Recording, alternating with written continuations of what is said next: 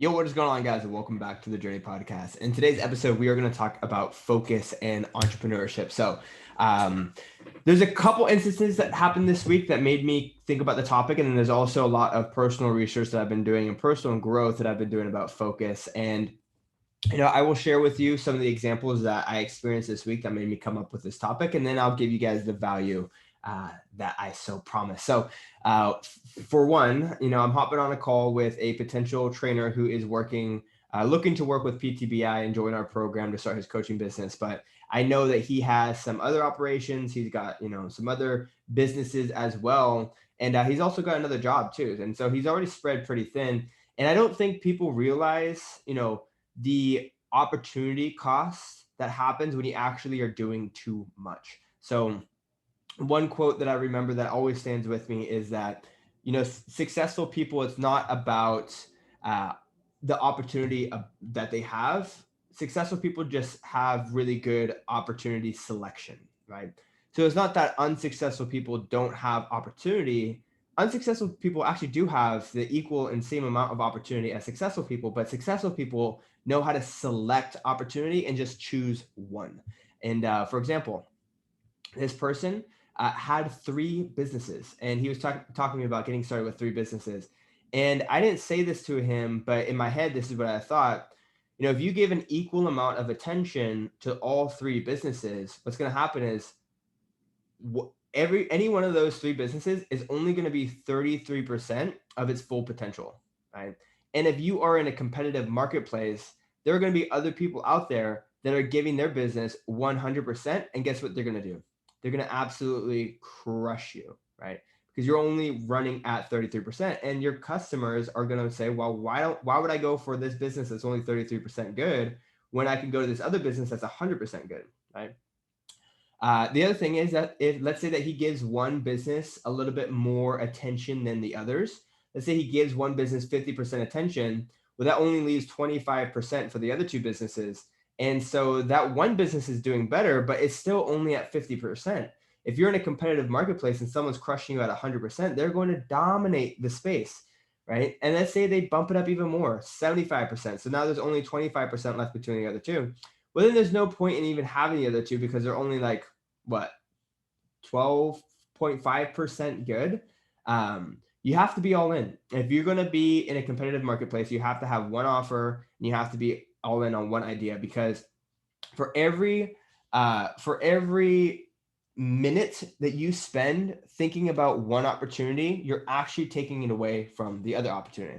And I'll give you a prime example of this. One of my biggest, well, not my biggest failure, but one of the biggest things that I regret in 2020 is actually writing my book, right? So I have my book here, and I actually regret writing it. Okay, so let me back up.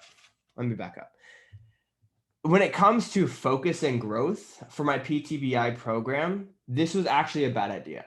The reason why I wrote the book was for personal reasons. I wanted to leave something behind, and I wanted to do it as a challenge for myself. The reasons I did it was because it was just very personal to me, right?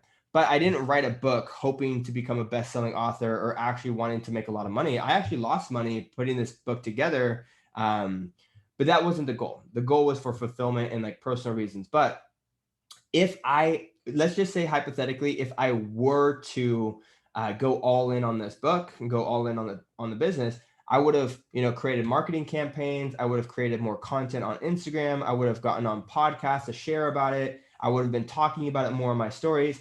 But I knew that for every second I spent hyping this book up, I was actually suffocating PTBI, and I would be losing attention on PTBI. And PTBI sales would drop, and the trainer's attention would drop, and awareness would drop.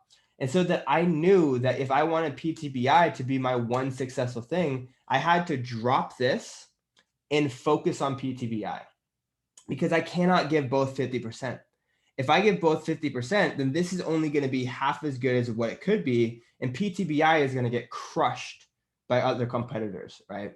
And so when you are starting a business, you have to be all in on one idea, right? This was a failure compared to what it could be or what it should have been, right? But I made a conscious decision to actually let this thing die and focus on PTBI so that thing could be as successful as possible.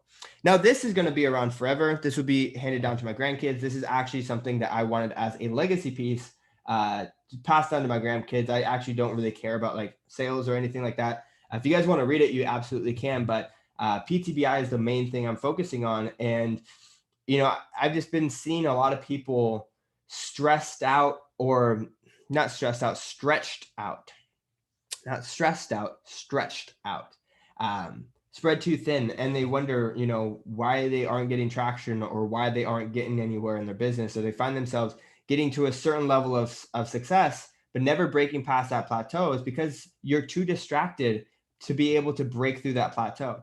Your attention levels and attention to details can only get you so far. But when you're going out and having drinks, when you're going out on dates, when you're dating new girls, when you have a new business idea, when you're starting a new workout program, you're doing all these different things, you have to realize that every single minute of attention and time is an opportunity cost that's killing your business and suffocating your business. So to just make it easy and be ultra successful, you have to be able to give attention and time and detail to a level that most people can't. And that requires doing less. So being ultra successful is actually not about doing more. It's about doing less better.